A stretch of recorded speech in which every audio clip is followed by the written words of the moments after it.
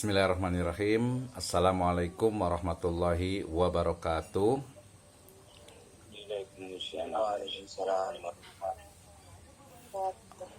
Alhamdulillahirabbil alamin. Wassalatu wassalamu ala asrafil anbiya'i wal mursalin habibana wa nabiyyana Muhammadin sallallahu alaihi wasallam wa ala alihi wa ashabihi wa man tabi'ahum bi ihsanin ila yaumiddin wa ba'd. Qala Allah Ta'ala fi kitabihil karim.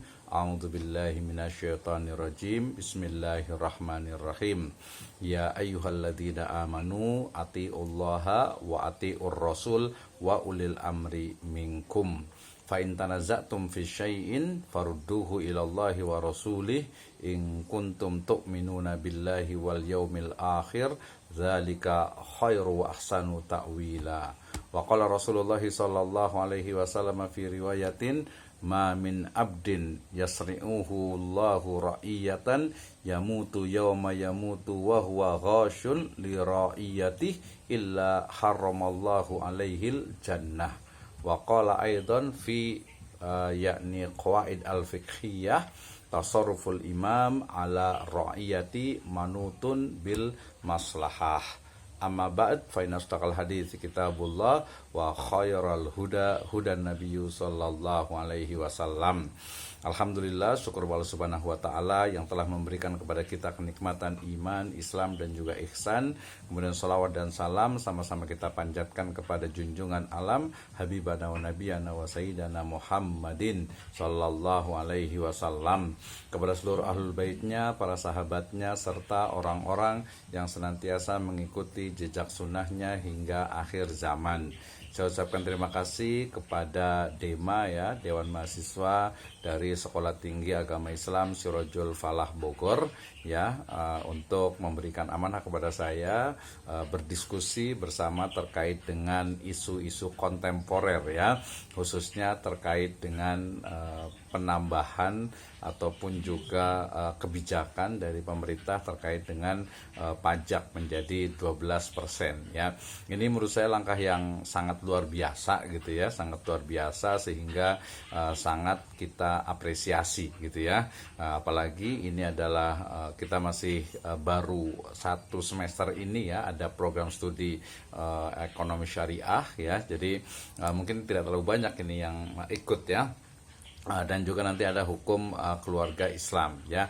Jadi pertama saya ucapkan terima kasih dan sambutan sangat luar biasa untuk DEMA, Dewan Mahasiswa dari Sekolah Tinggi Agama Islam Sirajul Falah Bogor yang sudah terlihat geraknya ya untuk bisa berkontribusi ya, tidak hanya dalam ranah program studi saja tetapi juga mampu untuk menjadikan ya isu-isu mutakhir, isu-isu kontemporer ya, isu-isu yang ada di masyarakat yang viral gitu ya, untuk kita bisa diskusikan bersama. Nah, ini mudah-mudahan menjadi kontribusi positif dan juga menjadi positif record ya, rekam jejak yang positif untuk khususnya DEMA STAI Sirajul Falah dan juga kita pada umumnya. Nah, nanti ke depan tentu akan lebih menarik lagi ketika kita tidak hanya secara internal gitu ya, secara internal hanya mahasiswa saja ya yang mengikuti, tapi juga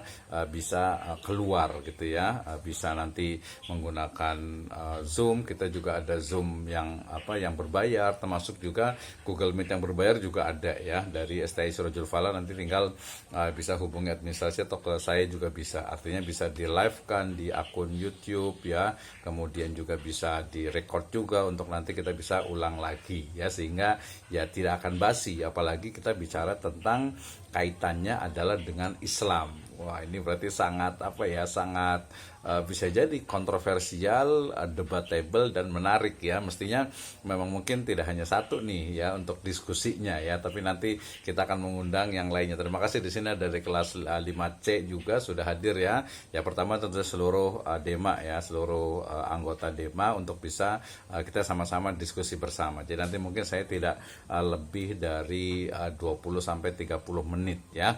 Sekaligus nanti jadi kayak moderator nggak apa-apa lah ya. Baik.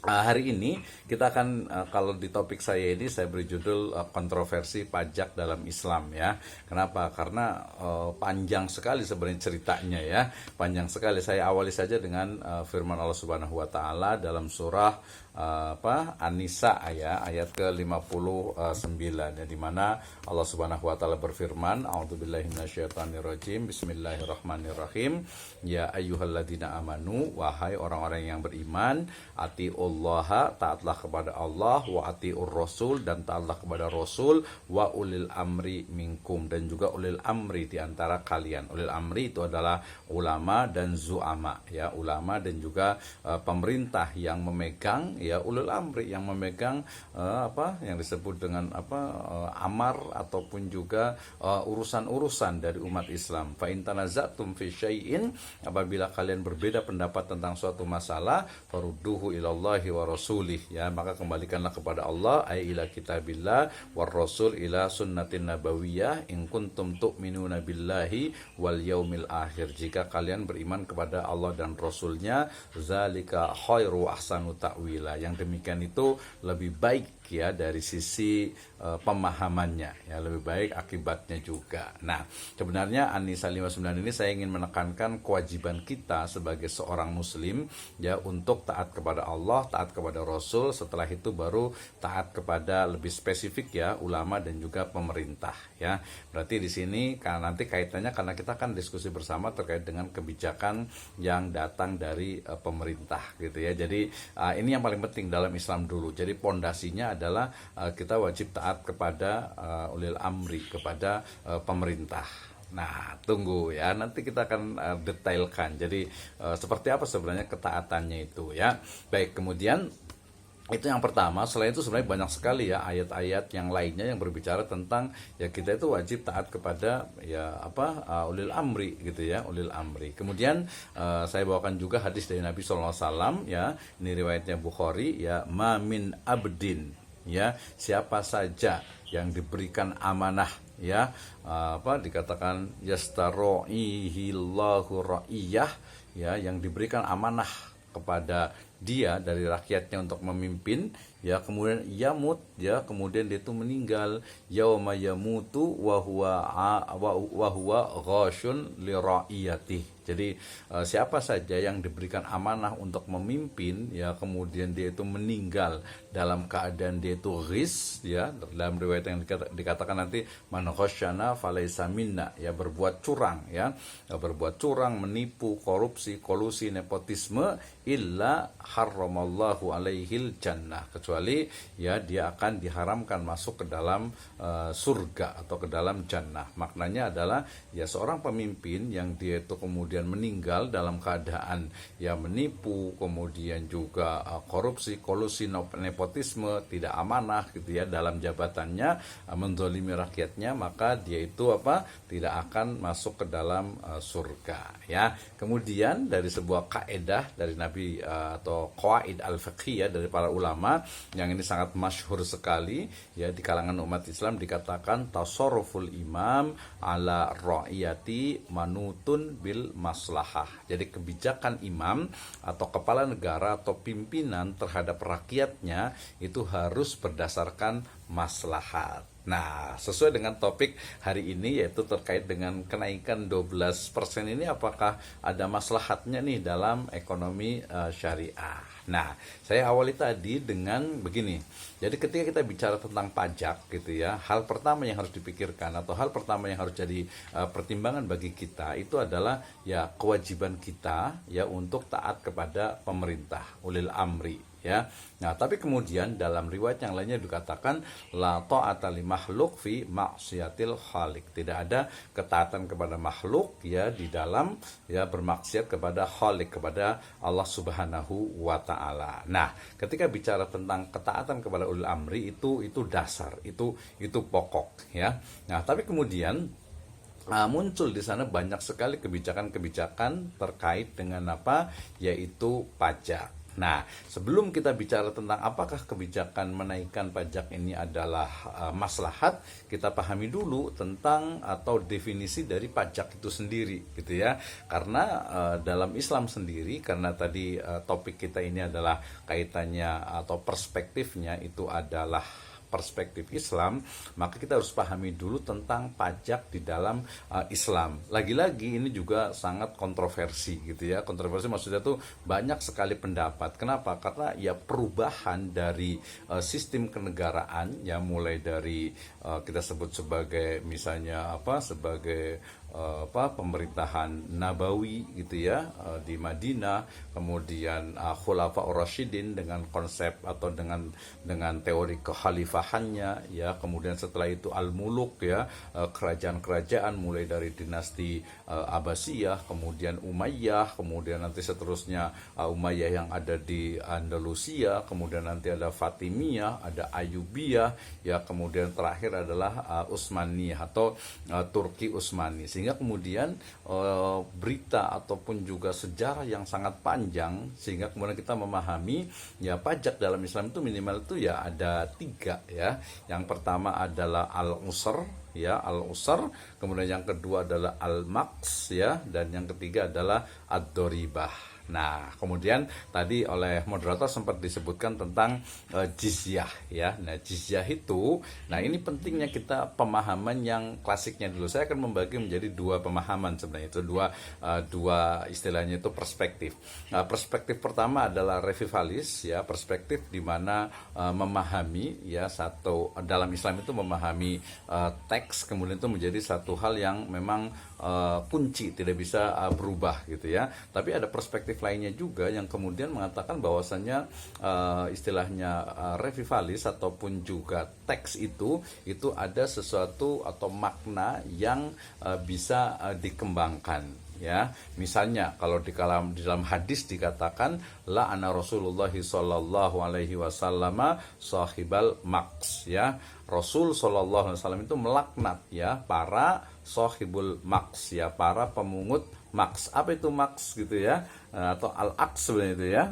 Al-maks itu apa sih sebenarnya?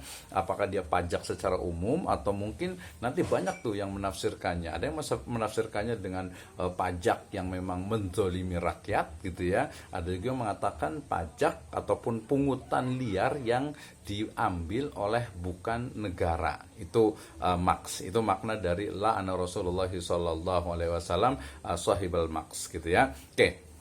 Jadi di sini tadi kalau disebut dengan jizyah sendiri itu adalah agak kurang tepat ya ketika kita mengatakan jizyah itu adalah pajak ya. Karena apa? Karena konsepnya itu berbeda ya. Istilah jizyah ya, jizyah itu muncul ketika negara Islam itu ada, kemudian orang-orang non-muslim itu menjadi semacam, mohon maaf nih kalau salah ngomong ya, yaitu second people. Sehingga jizyah itu adalah istilahnya itu pungutan, atau saya lebih senang sebenarnya menyebutnya dengan uang keamanan, uang jaminan keamanan ya, terhadap orang non-muslim yang tinggal di wilayah kaum muslimin atau di dalam negara wilayah Islam. Itu adalah jizyah ya, antara 10-15%.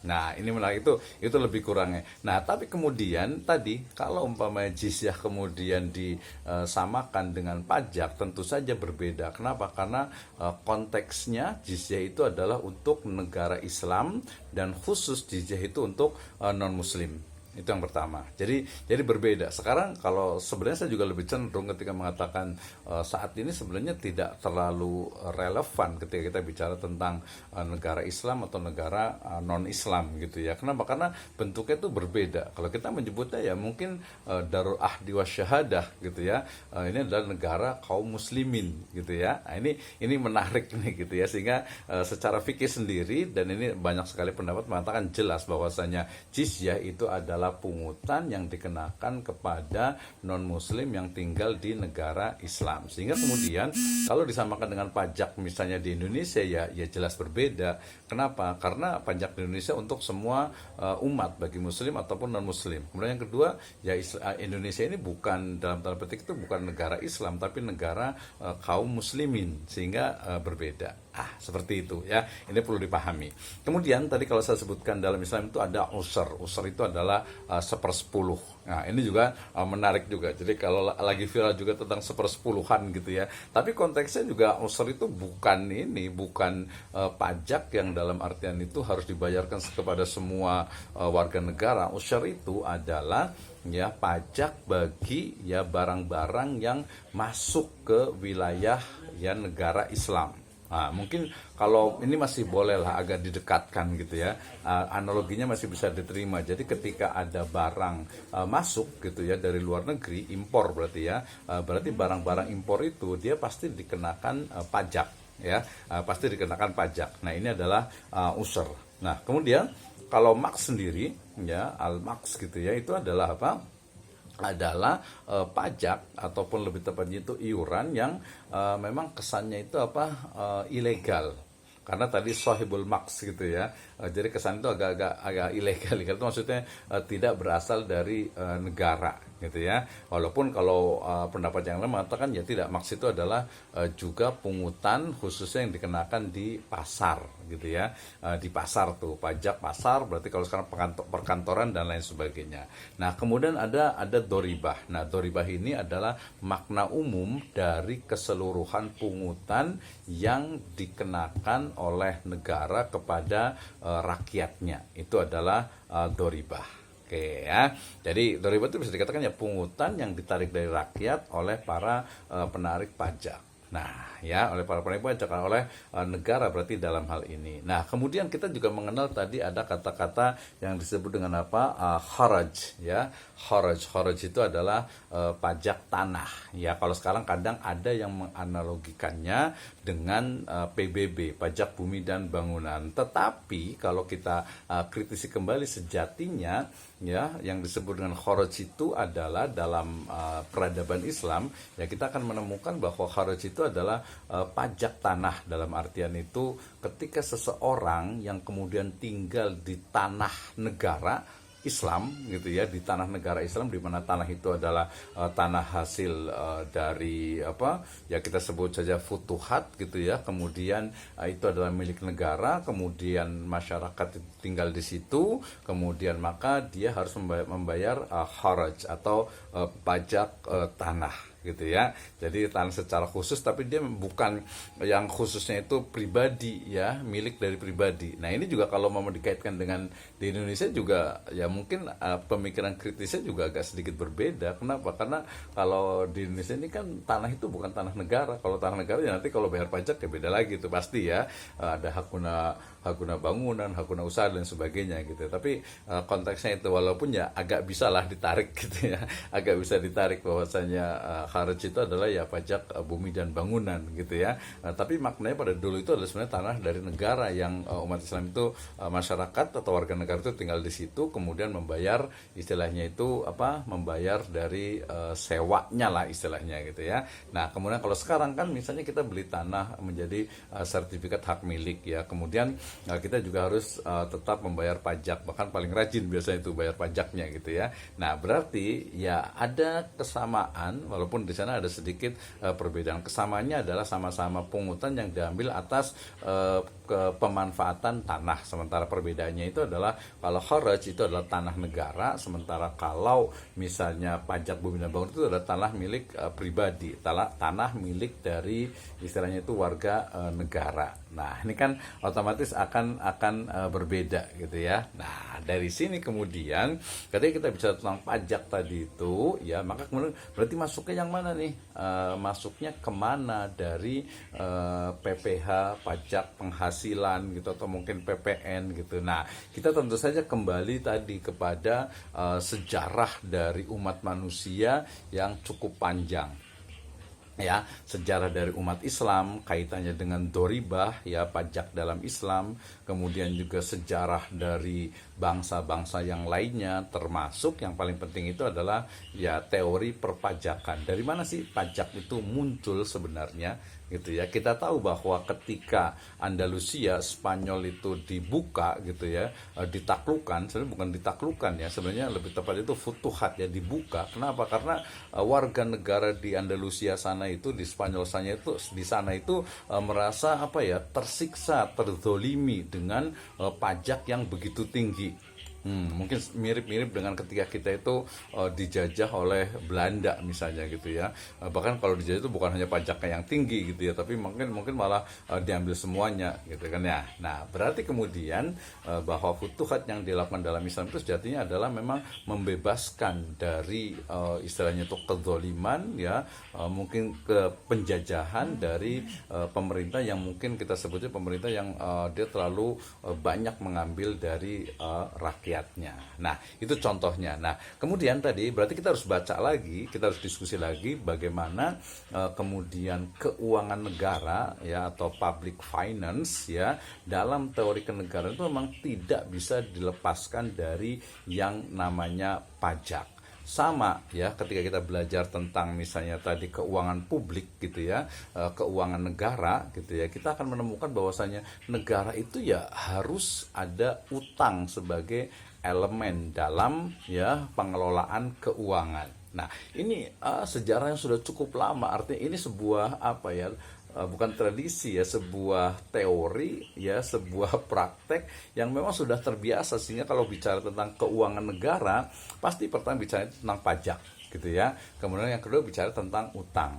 Nah, itu ya. Nah, padahal nanti kalau dalam Islam ya, salah satunya adalah yang paling penting itu adalah justru bagaimana sumber daya alam gitu ya, sumber daya alam, kemudian juga sumber daya manusia ya, kemudian itu dioptimalkan betul-betul untuk tadi manutun bil maslahah, merujuk kepada kemaslahatan. Nah, berarti ya ketika kita langsung ke Indonesia ya, misalnya kita melihat bagaimana Indonesia gitu ya, dengan ya kondisi yang bermacam-macam lah ya, maksudnya itu mulai dari perekonomiannya, kemudian juga mungkin ada kaitannya juga dengan utang pemerintah yang begitu banyak gitu ya, kemudian juga istilahnya itu income atau masukan ya, anggaran pendapatannya itu mungkin juga dari sisi kita tahu bahwa misalnya di sumber daya alamnya sebagian juga dikuasai oleh asing dan juga swasta gitu ya.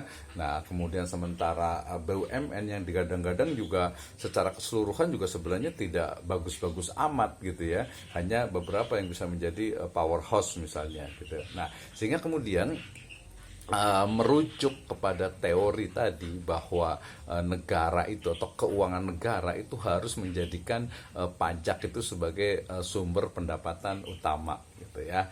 Nah, sehingga kemudian akhirnya bagaimana caranya agar pajak itu agar istilahnya itu kontribusi atau pemasukan negara dari pajak itu bisa terus meningkat.